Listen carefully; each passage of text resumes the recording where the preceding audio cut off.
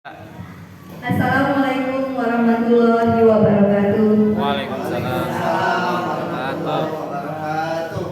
Yang terhormat Bapak Kepala Sekolah SDN Pamarayan 1 dan yang saya hormati Bapak Ibu Dewan Guru SDN Pamarayan 1. Alhamdulillah pagi hari ini kita bisa berkumpul di tempat ini. Salam sholawat dan juga salam semoga tetap tercurahkan kepada Nabi besar kita Nabi Muhammad Sallallahu Alaihi Wasallam yang selalu menuntut kita semua sampai saat ini. Akhirnya kita bisa berkumpul di tempat ini dalam keadaan sehat walafiat. Pertama-tama marilah kita panjatkan puji dan syukur kepada Tuhan Yang Maha Esa yang sudah banyak memberikan kita nikmat dan barokahnya sehingga kita bisa berkumpul di sini untuk mengikuti kegiatan aksi nyata pengibasan implementasi budaya positif. Untuk selanjutnya, marilah kita buka acara ini dengan membaca basmalah. Dan untuk acara selanjutnya, kami serahkan kepada Bapak Kamroji selaku narasumber di kegiatan hari ini. Untuk tempat dan waktu kami persilakan.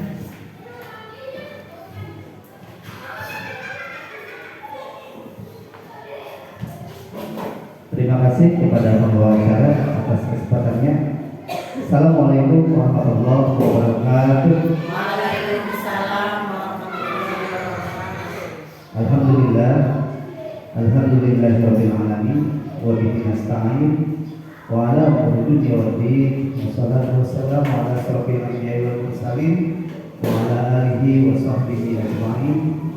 Amma ba'du. Yang terhormat Bapak Kepala Sekolah, yang saya hormati seluruh dewan guru, yang insya Allah kita semua diberi kemuliaan oleh Allah Subhanahu wa Ta'ala. Amin.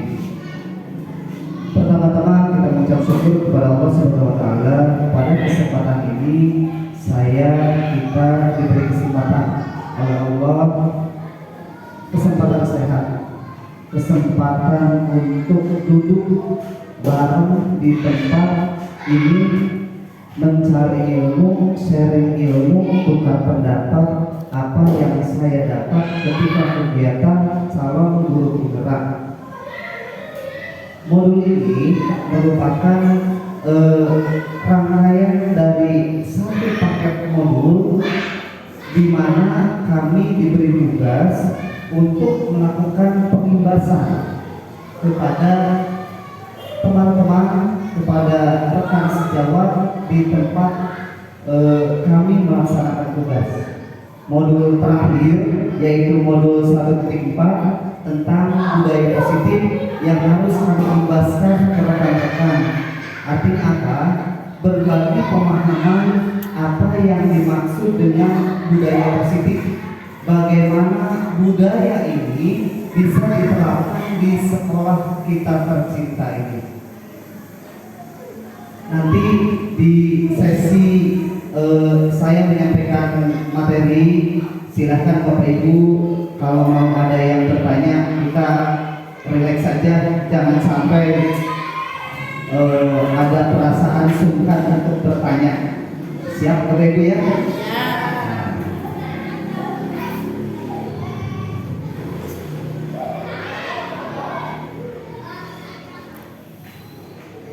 Pada modul ini ada 6 topik yang insya Allah nanti saya akan sampaikan. Yang pertama yaitu tentang disiplin positif dan nilai-nilai kebajikan universal, kemudian teori motivasi, hukum dan penghargaan serta restitusi.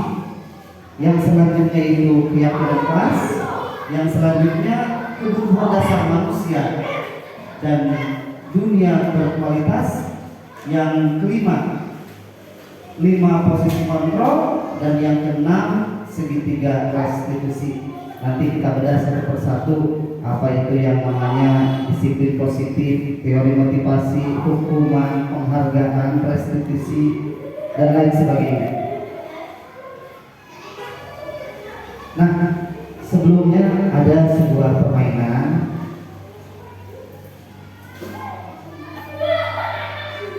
Ada A dan B. Bapak Ibu silakan duduk dengan temannya masing-masing dalam satu meja. Kemudian sobeklah secari kertas kecil, tuliskan benda atau sesuatu yang sangat berharga untuk Anda.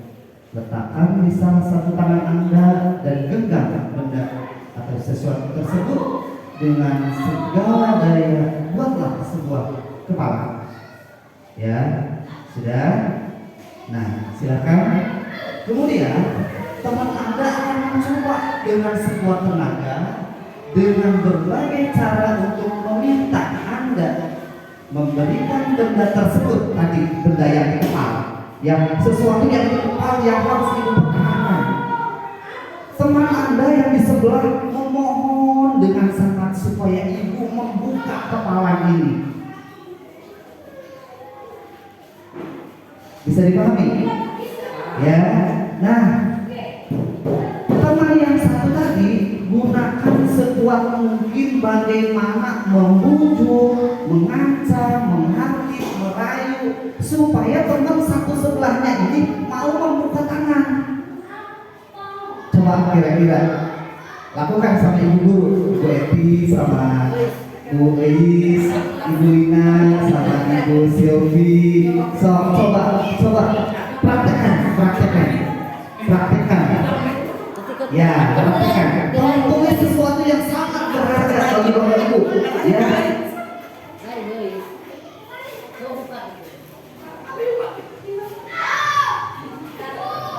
Iya. Nah, kira-kira dari permainan tadi, siapa sih yang mempunyai kontrol? Apakah yang tadi memohon, merayu, ataukah yang tadi memegang di kepalanya ada sesuatu? Siapa? Yang mengapa pastinya ya? Iya kan? Nah, jelas yang mempunyai kontrol tersebut adalah diri kita sendiri. Orang lain tidak akan mampu, tidak bisa mengontrol kita. Kita sendiri yang harus mengkontrol diri kita sendiri. Ya. Nah, untuk itu ini adalah perubahan paradigma teori kontrol atau teori pilihan. Ilusi guru mengontrol murid. Ini sebuah ilusi. Ya. Siswa tidak bisa dikontrol oleh guru. Mereka hanya memberi, silahkan kami dikontrol. Tapi pada dasarnya mereka tidak bisa dikontrol. Artinya apa? Mereka menentukan dirinya sendiri. Kemudian ilusi bahwa kritik dan membuat orang merasa bersalah dapat menguatkan karakter. Ini juga sebuah ilusi. Tahu ilusi kan? Khayalan. Ya, bahwa kritik ini tidak akan menguatkan karakter. Ketika kita mengkritik orang, kamu ini begini, tidak mungkin karakternya akan baik. Orang itu tidak akan baik karena dikritik. Makanya ini sebuah ilusi.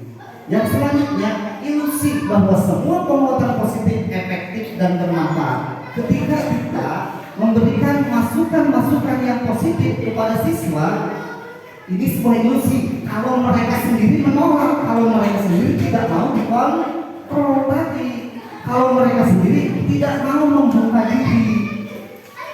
Kemudian ilusi bahwa orang dewasa memiliki hak untuk memaksa. Ini juga ilusi. Bisa dipahami Bapak Ibu? Nah, selanjutnya ini adalah perubahan paradigma stimulus respon, teori kontrol atau teori pilihan. Stimulus respon itu maksudnya orang melakukan sesuatu karena ada dorongan dari orang lain. Ini contohnya, anak mengerjakan PR karena dia ada dorongan. Aku mengerjakan PR karena aku nggak mau dihukum, gitu kan? Karena ada dorongan dari orang lain. Makanya ini kita harus rubah dari stimulus respon ke teori kontrol. Artinya, maksudnya siswa yang menentukan, dia tahu mana yang baik, mana yang buruk dia. Nah, stimulus respon, kita mencoba mengubah orang agar berpandangan sama dengan kita. Nih, ini ya, teori kontrolnya apa? Kita berusaha memahami pandangan orang lain tentang dunia. Artinya kita membuka diri. Kita mencoba mengubah orang, kita tidak bisa mengubah orang lain. Ya, berpandangan sama dengan kita. Contoh, Ibu Elis sama pandangannya dengan Ibu Eti, tidak mungkin sama. Makanya Bu Elis harus berpandangan. Kita berusaha memahami pandangan orang lain tentang dunia. Selanjutnya, perilaku buruk dilihat sebagai suatu kesalahan. Kemudian kita harus rubah. Semua perilaku memiliki tujuan. Ya, perilaku buruk dilihat sebagai suatu kesalahan. Ketika kita melihat, oh anak melakukan naik meja, salah. Anak tidak mengerjakan PR, salah. Tetapi apa yang dia lakukan itu pasti mempunyai tujuan. Ketika anak naik meja pasti punya tujuan. Mungkin saja dia mengekspresikan kebahagiaan dia, menerima nilai baik dari ibu guru, kemudian mendapatkan hal-hal positif dari ibu guru, dia saking bahagianya naik meja, ya kan?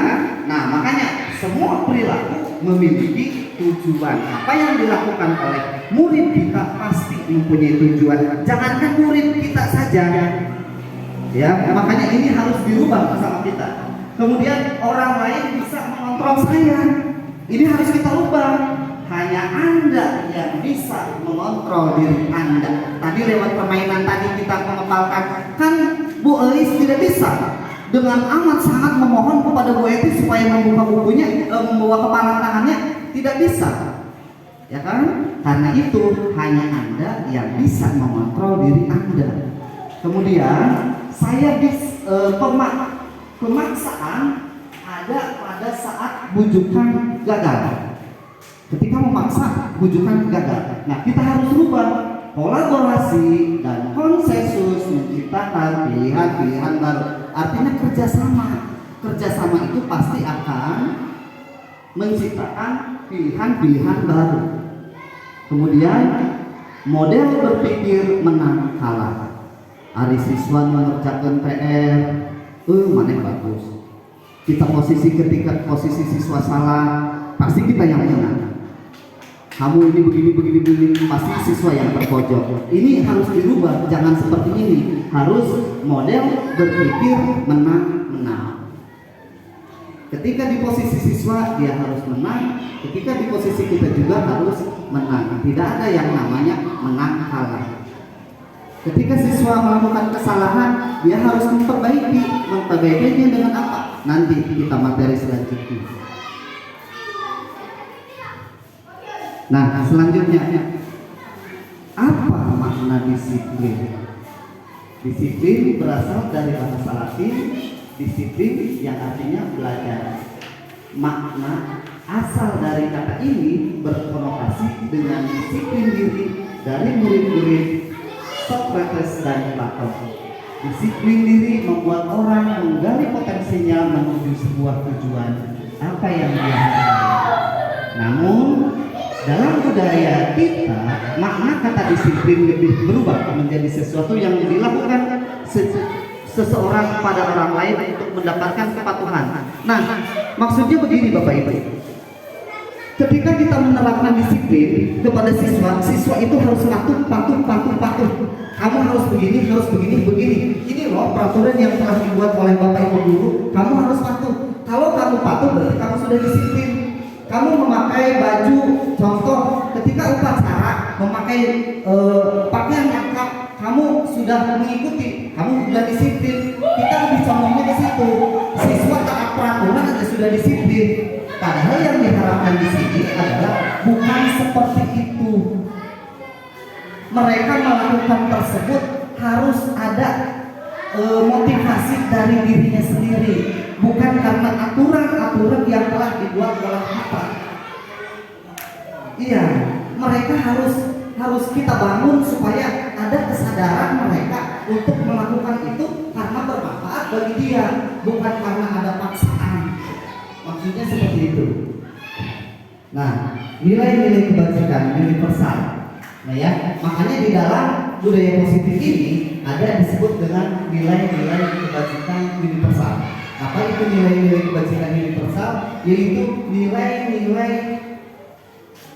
positif manusia yang merupakan tujuan mulia yang ingin dicapai setiap individu. Nilai-nilai tersebut bersifat universal dan lintas bahasa, suku bangsa, agama maupun latar belakang. Artinya apa? Nilai-nilai kebajikan ini tidak terbatas kepada satu agama saja. Contoh, ketika ada siswa di kelas berbeda agama, nilai-nilai kebajikannya harus dilaksanakan, harus dimiliki oleh semua. Kita tidak boleh, oh ini agama Islam begini, tidak ada aturannya seperti itu. Makanya harus kita samakan. Makanya nilai-nilai kebajikannya nanti diantaranya yaitu beriman, bertakwa kepada Tuhan Yang Maha Esa dan berakhlak mulia, mandiri, bernalar kritis, berkebinekaan global, bergotong royong dan kreatif. Inilah nilai-nilai kebajikan, yaitu profil pelajar Pancasila. Ini yang harus kita usung. Sebetulnya banyak Bapak Ibu, ada 6 ya, ada 6 dikategorikan nilai-nilai kebajikan universal. Tapi bagi kita lebih fokusnya di sini, yaitu kita akan mengembangkan profil pelajar Pancasila. Seperti apa? Ini profil pelajar Pancasila, yaitu siswa harus beriman, bertakwa kepada Tuhan Yang Maha Esa dan berakhlak mulia. Siswa atau murid harus mandiri, murid harus bernalar kritis, murid harus berkebinekaan global, murid harus bergotong royong, dan murid harus kreatif. Ada yang mau ditanyakan tentang disiplin? Kita lanjut? Nah, kita lanjut. Teori motivasi perilaku manusia. Ya, motivasi manusia itu ada 3. Yang pertama motivasi. Teori motivasi perilaku manusia. Orang melakukan sesuatu karena ini. Yang pertama untuk menghindari ketidaknyamanan atau hukuman. Ini adalah motivasi paling rendah. Ya, orang melakukan sesuatu karena takut dihukum, takut didenda. Ya, ini disebut motivasi eksternal. Artinya motivasi apa yang dia lakukan itu berasal dari luar, bukan dari dalam dirinya. Makanya disebut dengan motivasi eksternal, yaitu dia melakukan sesuatu karena takut dihukum, takut diancam, takut tidak mendapatkan nilai tinggi ini. Dan yang kedua yaitu untuk mendapatkan imbalan dari orang lain atau institusi. Artinya apa? Ini juga sama, yaitu motivasi eksternal, yaitu motivasi yang bukan dari dirinya sendiri. Tapi tujuan dari disiplin adalah motivasi yang terakhir, yaitu harus dari dalam dirinya, yaitu disebut dengan motivasi internal. Artinya mereka melakukan sesuatu bukan berdasarkan dorongan orang lain, tetapi harus dari dirinya sendiri. Ini mereka harus tertanam kesadarannya, harus sadar. Nah, hukuman dan penghargaan. Pengaruh jangka pendek dan jangka panjang. Hukuman dan penghargaan.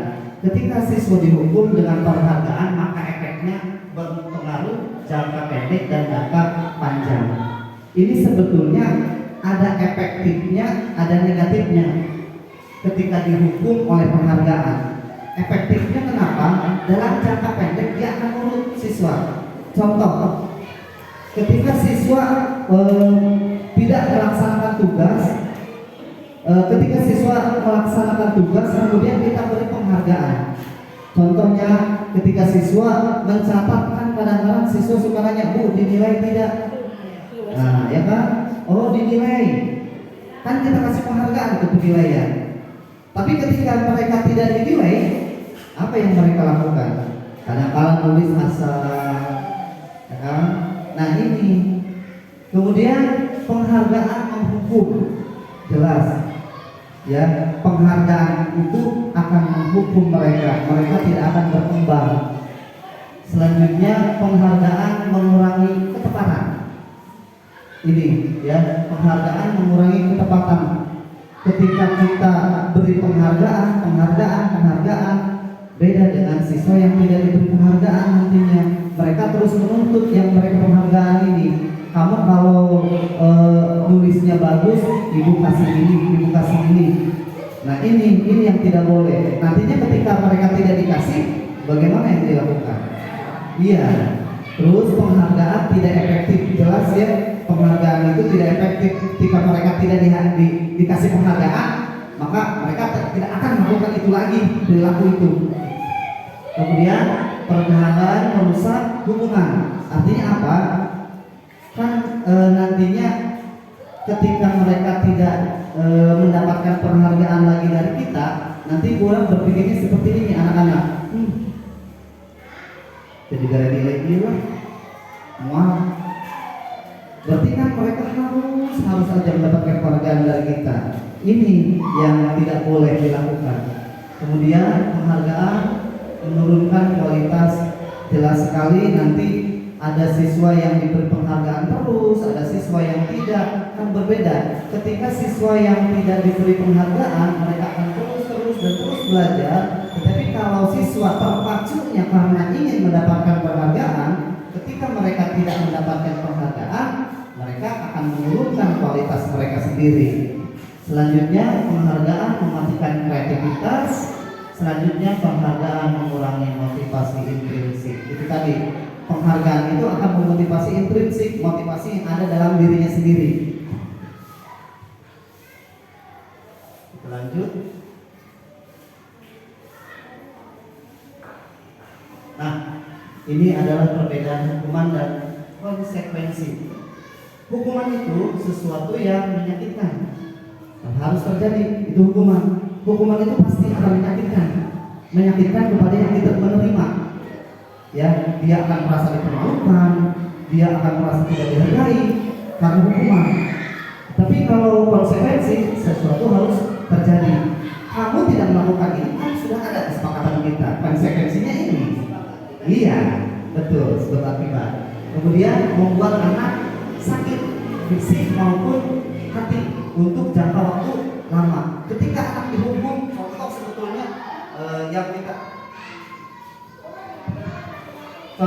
ketika anak mendapatkan hukuman dari kita, pasti mereka akan sakit. Pernah tidak Bapak Ibu dihukum waktu SD, SMP, SMA, masih teringat sampai sekarang? Ya, itu. Ya, hukuman itu akan menimbulkan rasa sakit yang berdampak berpanjangan. Kemudian kalau konsekuensi, anak menghargai disiplin. Selanjutnya mendorong anak menyakiti diri sendiri. Ini adalah hukuman. Kemudian konsep diri yang buruk, anak belajar untuk menyembunyikan kesalahan, marah, merasa bersalah, dipermalukan, merasa tidak dihargai. Ini kalau dihukum. Beda dengan konsekuensi. Ini nanti Bapak Ibu bisa dibaca, nanti saya share. Nah, kan tadi ada hukuman, ada penghargaan, ada restitusi. Nah, apakah ketiganya ini mana yang paling baik? Apakah hukuman, apakah penghargaan, apakah restitusi? Restitusi itu adalah proses menciptakan kondisi bagi murid untuk memperbaiki kesalahan mereka sehingga bisa kembali pada kelompok mereka dengan karakter yang lebih kuat. Restitusi juga merupakan proses kolaborasi yang mengajarkan murid untuk mencari solusi untuk masalah mereka. Artinya apa? Ketika siswa melakukan kesalahan, kalau dengan restitusi, ya, siswa kita bantu untuk mencari solusi yang terbaik. Contoh, ketika anak datang terlambat, ya, kita restitusi, yaitu melakukan restitusi. Kita panggil siswanya, kita ajak ngobrol dari hati ke hati, tanyakan kenapa lambat, oh begini. Kemudian tanyakan keyakinan kelas yang sudah kita kesepakati kepada mereka. Kemudian mereka pun digali oleh kita untuk mencari solusi terbaik supaya mereka tidak lambat datang ke sekolah. Bukan kita, nih kamu kayak terlambat harus begini. Bukan, tetapi kita gali supaya mereka mencari solusi sendiri supaya datang tidak terlambat. Kita bantu mereka. Itu maksudnya dengan restitusi. Nah, ini adalah ciri-ciri restitusi. Yang pertama, bukan untuk menebus kesalahan, namun untuk belajar dari kesalahan. Ini restitusi. Mereka melakukan kesalahan, yaitu bukan untuk menebus. Oh, saya melakukan kesalahan dengan uang, dengan apa? Mereka menebus kesalahan karena keterlambatannya tadi. Tapi mereka belajar dari kesalahan supaya tidak melakukan kesalahan yang sama. Itu maksud restitusi. Cirinya yang kedua, memperbaiki hubungan. Artinya hubungan guru, hubungan murid akan terjalin lebih baik. Beda dengan hukuman. Kalau di hukuman nantinya siswa akan renggang dengan kita, akan takut dengan kita. Beda. Kalau restitusi kan ngobrol dari hati ke hati. Tidak ada istilah tekanan kepada murid. Yang ketiga, tawaran bukan paksaan. Kita menawarkan jalan yang terbaik supaya mereka tidak melakukan kesalahan. Yang keempat, restitusi menuntun untuk melihat ke dalam diri. Artinya menuntun siswa supaya dalam dirinya ini bisa berubah dari dirinya sendiri. Yang kelima, restitusi mencari kebutuhan dasar yang mendasari tindakan. Selanjutnya, restitusi diri adalah cara yang paling baik. Selanjutnya yang ketujuh, restitusi fokus pada karakter bukan tindakan. Artinya mereka memperbaiki dirinya sendiri, disiplin karena diri sendiri, bukan karena tindakan. Ya. Kemudian restitusi fokus pada solusi, fokusnya pada solusi. Ketika mereka melakukan kesalahan, solusinya ini supaya kamu tidak melakukan kesalahan lagi, gitu kan? Kemudian restitusi mengembalikan murid yang berbuat salah pada kelompoknya. Artinya mereka tidak merasa tersisihkan dari ruang kelasnya. Biasanya kan anak suka minder. Ketika sudah melakukan kesalahan, kita hukum, anak minder. Mereka menjauh dari temannya, kumpul dari kelasnya. Ini pola ini yang bukan restitusi. Tapi kalau restitusi adalah mengembalikan murid yang berbuat salah pada kelompoknya. Artinya apa? Mereka kembali ke kelompoknya dengan sesuatu modal terbaiknya. Ini yang dimaksud dengan restitusi. Makanya kita pola pendisiplinan siswa jangan hukuman lagi, tetapi lebih ke restitusi penanganannya. Ngobrol dari hati ke hati. Tapi kalau di sekolah kita tidak ada siswa yang sangat luar biasa hipernya. Paling juga kan mengenai pakaian, datang terlambat sudah tidak ada, alhamdulillah. Kemudian kerapihan alas kaki. Cuman ini pun harus kita perbaiki pelan-pelan. Supaya apa? Supaya harapan kita sekolah yang baik, yang nyaman, yang tentram dapat kita rasakan. Selanjutnya, ini yang ketiga, ya tidak terasa sudah ketiga, keyakinan kelas. Nah ini juga sangat-sangat penting Bapak Ibu, keyakinan kelas. Nih, ada sebuah pertanyaan, mengapa kita memilih peraturan harus menggunakan helm bila mengendarai kendaraan roda dua? Kenapa? Kira-kira? Hah? Hah? Kenapa kita? Ada yang tahu, Bapak Ibu? Mengapa kita memilih peraturan harus menggunakan helm bila mengendarai kendaraan roda dua? Kan pasti ada jawabannya. Pak, saya ingin selamat, kayak kan? Sini ditilang, ya kan? Karena Pak, siapa kecelakaan, sini ditilang pasti rata-rata sini ditilang, ya. Ya, nah, ini kemudian mengapa kita memilih peraturan 3M? 3M apa? Masker, tangan, dan jarak. Mengapa? Karena kita ingin lebih selamat kan? Iya, intinya ingin lebih selamat. Mengapa kita memilih peraturan harus datang tepat waktu pada saat mengikuti pelatihan? Malu. Malu. Mau datang terlambat malu. Pak, kalau saya mah Pak, jangan bisa selamat gitu. Ya kan? Ada aja seperti itu, ya. Tapi, ini, ya, budaya positif, yaitu melalui peraturan kelas, keyakinan kelas, lingkungan positif, budaya positif. Artinya apa? Ketika ibu sudah membuat peraturan kelas berupa keyakinan kelas, tadi, ya tadi kembali lagi ke kebajikan universal, ya itu. Nanti lingkungan sekolah kita akan positif. Kalau sudah lingkungan sekolah positif, nantinya kebajikan universal akan membudaya di sekolah kita. Itu tadi, iman dan takwa kepada Tuhan Yang Maha Esa, pengenalan kritis akan membudaya di sekolah kita. Murid akan kreatif, akan berkebinekaan global, akan membudaya. Nah, ini ada yang mana yang merupakan keyakinan di kelas. Kira-kira bisa dibaca Bapak Ibu? Nih, ada yang ini dengan yang ini. Nah, apa bedanya? Kalau di sini ini peraturan kelas, yaitu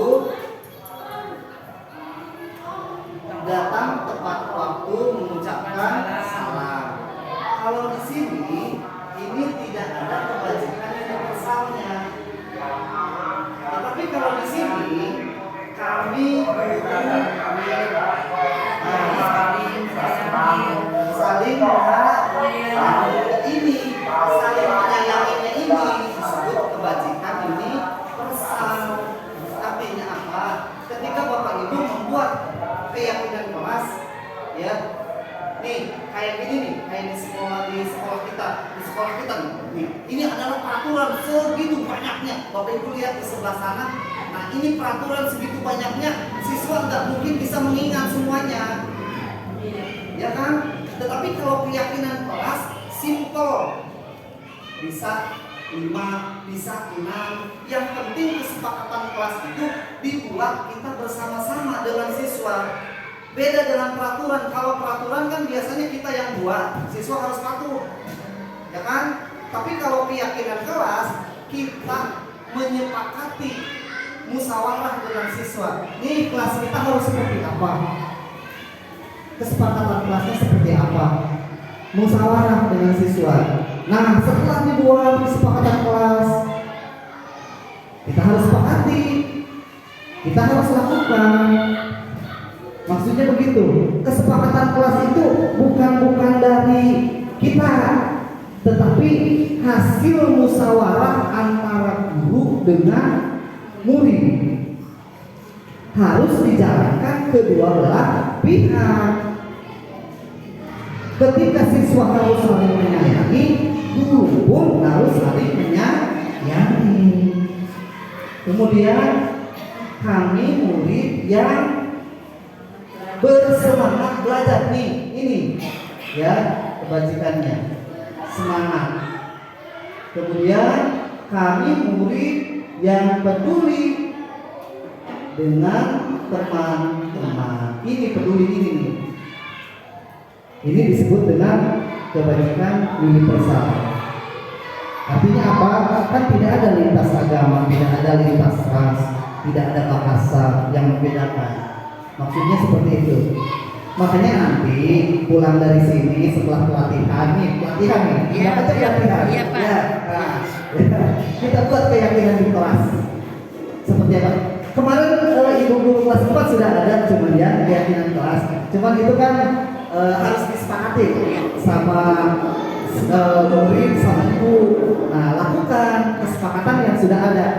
Kemarin berapa? 5 poin atau 6 poin yang sudah ada. Ya, kalau tidak salah ya, gitu. Sepakati, lakukan, ingatkan terus ke siswa. Ya, soalnya kenapa? Siswa itu ketika hal-hal positif dipajang tapi tidak diingatkan, lupa lagi. Jangankan siswa, kadang-kala kita aja suka lupa. Ya, makanya terus diingatkan, baik di awal pembelajaran ataupun di akhir pembelajaran. Ini kesepakatan kelas. Sampai-sampai kita sudah buat kesepakatan kelas, tetapi tidak diterapkan. Nih, ini Bapak Ibu, peraturan apa bedanya peraturan dan keyakinan kelas? Kalau peraturan selalu kembalikan, contohnya ini, selalu kembalikan buku ke tempatnya. Keyakinan kelasnya itu tanggung jawab. Nah, ya keyakinan kelasnya. Kemudian peraturan dilarang mengganggu orang lain. Keyakinan kelasnya menghormati orang lain. Buat di situ ya tanggung jawab. Nanti buat kalimat sebagus mungkin, tapi sisipkan kata tanggung jawab. Seperti tadi di sini. Nah, ini kan ada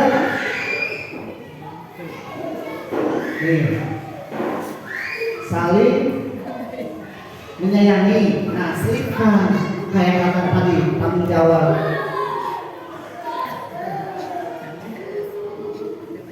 Kemudian hadir di sekolah 15 menit sebelum pelajaran dimulai. Nah, ininya nih, menghormati orang lain, berkomitmen. Harus ditempelkan kata-kata menghormati orang lain disebutkan dengan aturan yang dibuat, kesepakatan yang dibuat di kelas nanti bersama dengan siswanya. Nah, selanjutnya kebutuhan dasar manusia. Ini kita yang keempat. Kebutuhan dasar manusia itu ada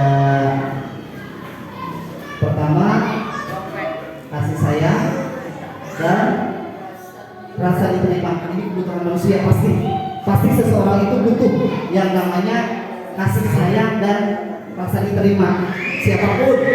Kemudian penguasaan, pasti ada yang ingin menguasai, ya kan? Kayak di kelas kita saja, siswa ini menguasai, siun kan siun, nah gitu, ya kan? Ini sama kebutuhan dasar manusia pasti. Yang kedua, yang selanjutnya itu kesenangan, jalan-jalan lagi itu, kan mencari kesenangan. Ini kebutuhan dasar manusia. Yang selanjutnya itu kebebasan. Pasti orang ingin bebas, nggak mau ingin terkungkung. Kemudian ini adalah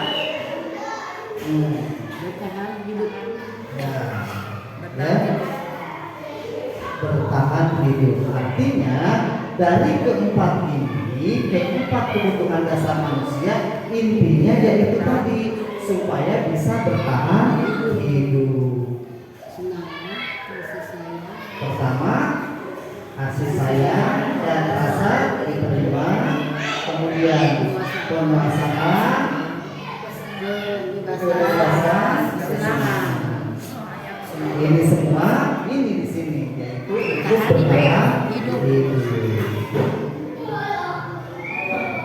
Apakah harus seimbang? Harus, supaya tadi bisa bertahan hidup. Kan nggak mungkin yang namanya senang baik, ya kan? Orang itu bukan yang namanya senang baik, ya kan? Harus seimbang. Selanjutnya posisi kontrol. 5 posisi kontrol. Sebentar, saya akan tayangkan. Silakan Bapak Ibu simak baik-baik. Posisi di mana yang terbaik bagi kita seorang pendidik, ya.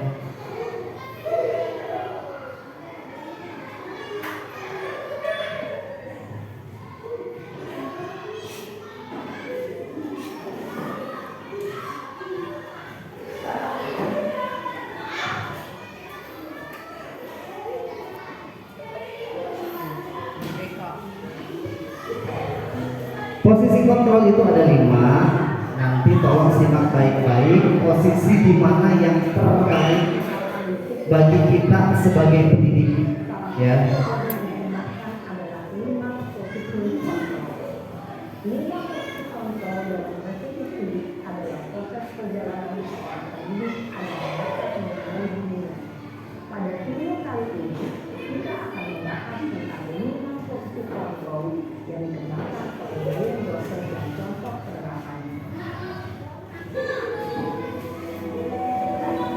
Nah, nanti tolong dilihat baik-baik, simak baik-baik.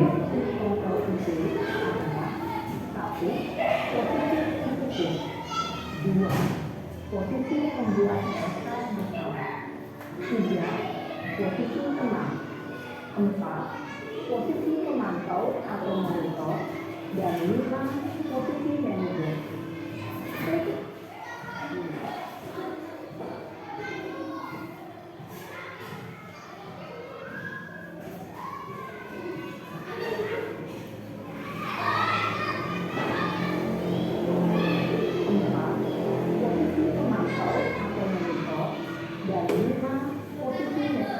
Nah, Ibu perhatikan baik-baik. Sekarang ini saya ada di posisi mana? Ya, posisi apa pada saat sekarang ini? Ya, apakah posisi penghukum? Apakah posisi pembuat merasa bersalah? Ataukah posisi teman? Ataukah posisi pemantau atau monitor? Apakah posisi manajer? Posisi teman. Iya, nanti simak baik-baik tayangan video ini. Ya, Ibu Bapak renungkan refleksi posisi apa saya sekarang dan posisi apa yang paling baik nantinya bagi saya. Nanti tolong simak baik-baik.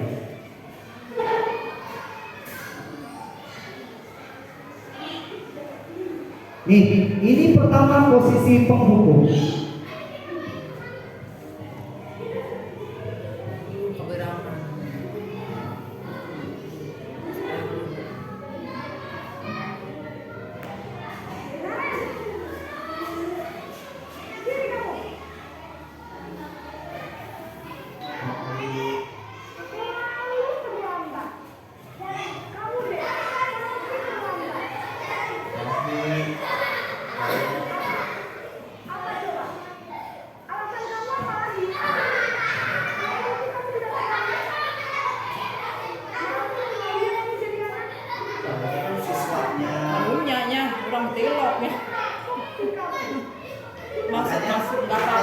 Posisi ibu di mana nih sekarang?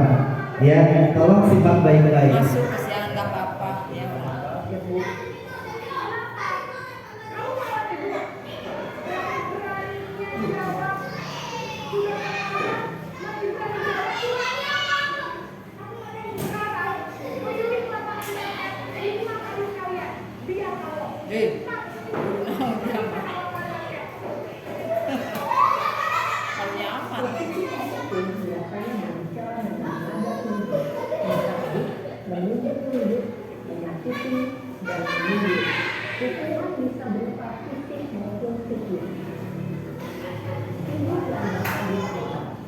Ya, tadi kalau posisi penghukum seperti tadi, raut muka sendiri seperti apa, menghardik, menunjuk-nunjuk, dan si siswanya seperti apa. Nah, kemudian ini posisi pembuat merasa bersalah. Perhatikan.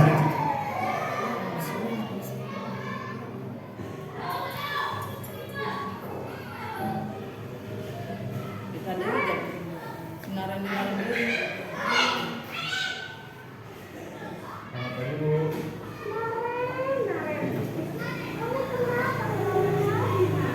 simak kata-katanya.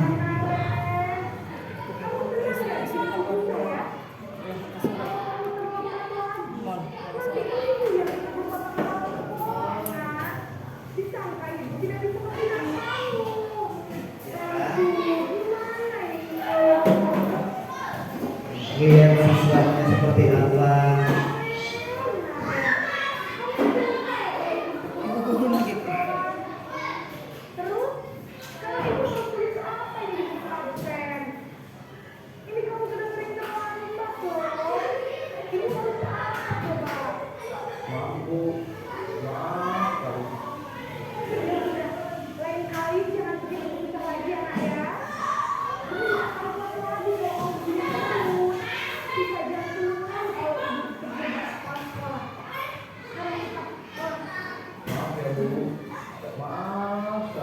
Tuh siswanya. Lihat posisi siswa, dia merasa bersalah karena telah tadi datang terlambat akibat kata-kata yang dilontarkan oleh ibu gurunya. Kata-katanya lembut, ya kan, lembut, tetapi efeknya dia merasa bersalah. Tadi jantungan dibawa-bawa, ibu nanti dipersalahkan oleh kepala sekolah.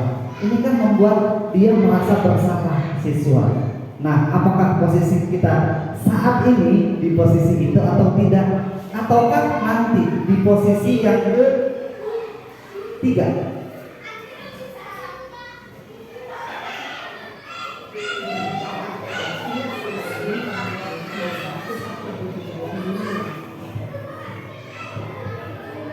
Ini posisi selanjutnya, yaitu kita memposisikan diri sebagai teman.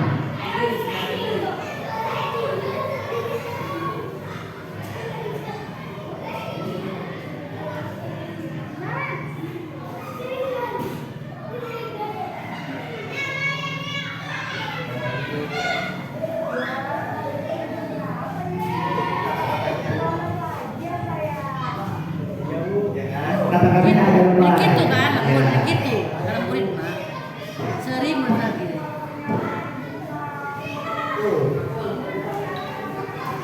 Ini dia ya bagus dia.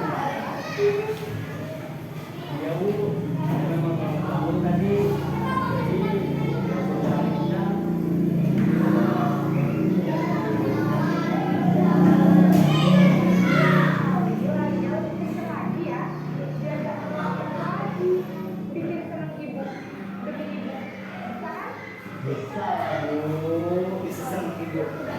Ini posisi teman.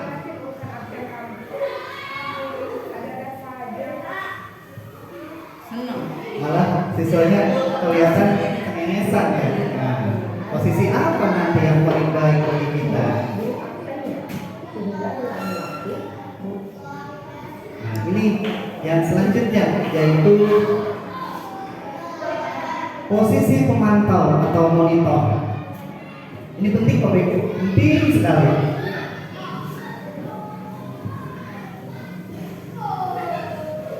Lihat si ibu gurunya sama si siswanya simak baik-baik.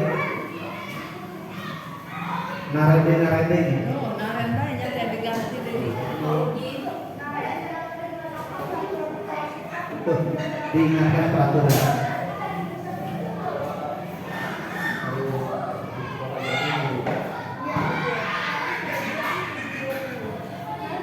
Diingatkan konsekuensinya dalam posisi pemantau.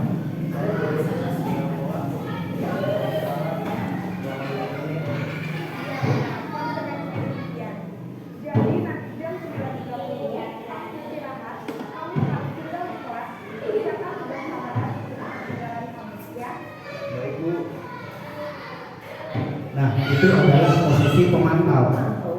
Ibu guru tidak melakukan apa-apa, hanya mengingatkan bahwa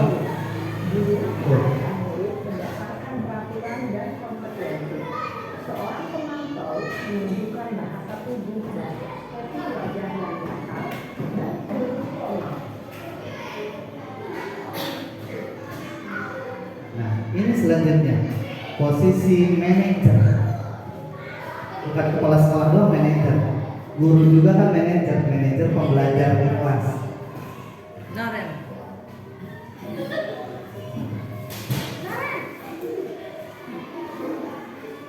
Jangan mata sudah lagi. Bersih sekarang lagi. Sering berani berdepan naren. Jadi sekarang bagaimana ini, Ben?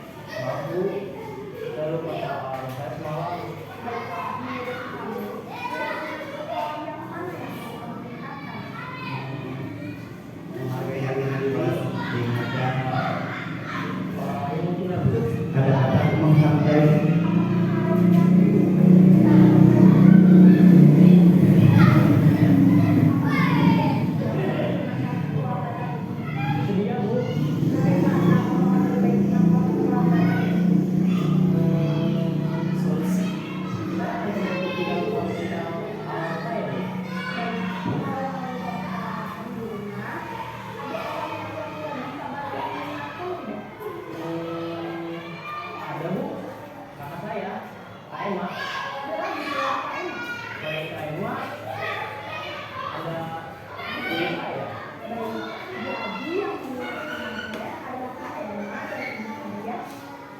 Kira-kira akan wanita awal apa? Baik, jadi Naren akan diawali untuk bangun besok pagi dan akan diingatkan oleh kakak dan ibunda Naren. Ada lagi yang diingatkan Naren? Ada tidak kurang bangun lagi? Tidak ada, Bu. Baik, Naren. Terima kasih untuk kerjasama kamu. Sekarang kamu kembali ke kelas display. Baik, Bu. Terima kasih. Posisi manajer adalah Dari 5 kali tayangan tadi, kira-kira ibu sekarang merasa di posisi yang mana? Apakah penghukum? Apakah pembuat merasa bersalah? Ataukah sudah di posisi teman?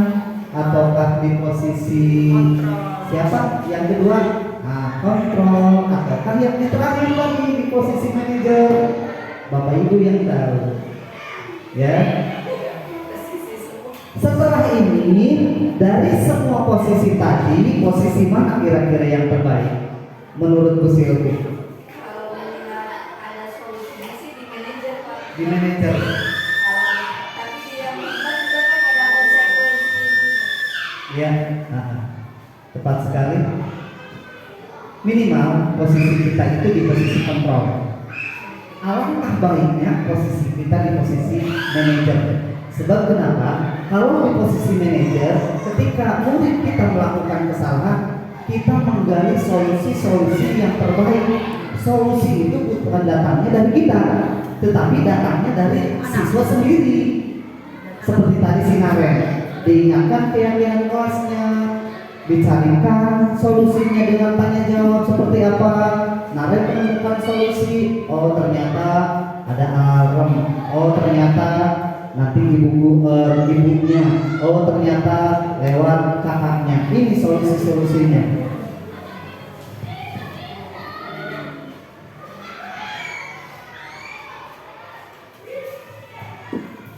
Nah, selanjutnya yaitu tadi posisi kontrol.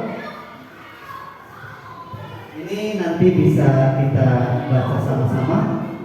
Kemudian, nah ini yang terakhir yaitu segitiga restitusi. Segitiga restitusi ini, ya segitiga restitusi itu yaitu ada 3: menstabilkan identitas, selanjutnya validasi kebutuhan, selanjutnya menyatakan keyakinan. Ini adalah contoh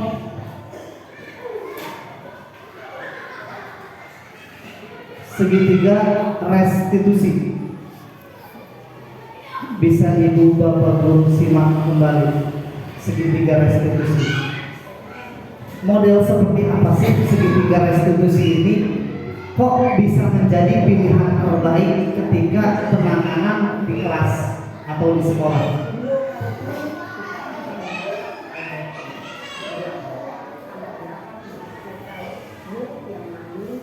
Nih, tiga restitusi adalah suatu proses dialog. Artinya dialog Bapak Ibu. Ketika anak melakukan kesalahan, dialog lebih diutamakan. Yang dijalankan oleh guru atau orang tua agar dapat menghasilkan murid yang mandiri dan bertanggung jawab ini. Ya, restitusi itu dialog. Dibutuhkan dialog, bukan hukuman, bukan apa-apa. Nanti seperti apa model restitusi? Nih, ini adalah model restitusi.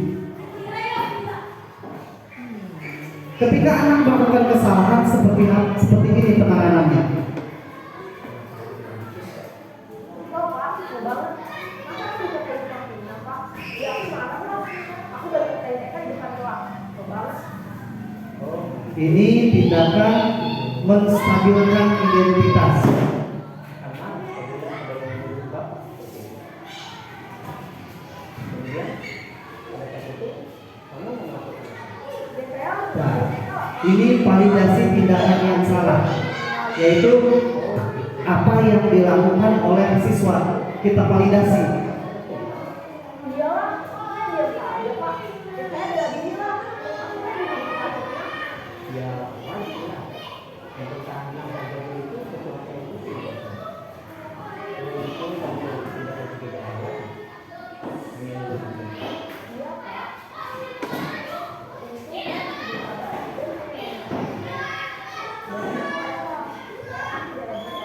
Ya, oke ya.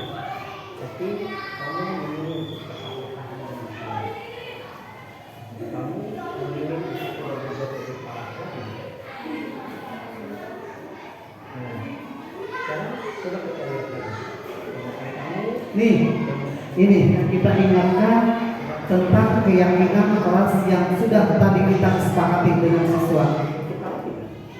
Kan tadi segitiga restitusi itu ada 3. jadi keyakinan apa etis mana yang sesuai dengan keinginan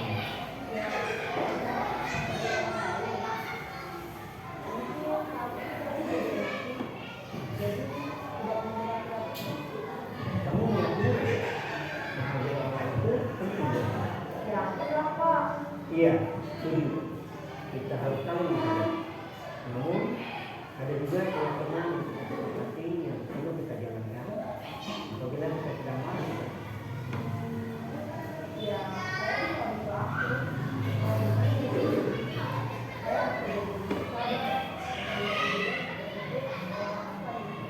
Kira-kira kamu bersedia memperbaiki masalah ini? Iya, Pak. Kalau kamu nanti akan menjadi orang kerja. Saya akan dulu tanggung jawab kan ya, Pak. Dan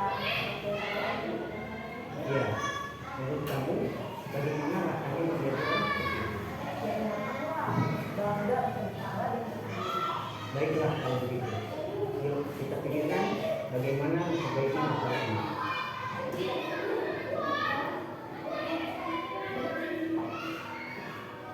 Beda senyumnya.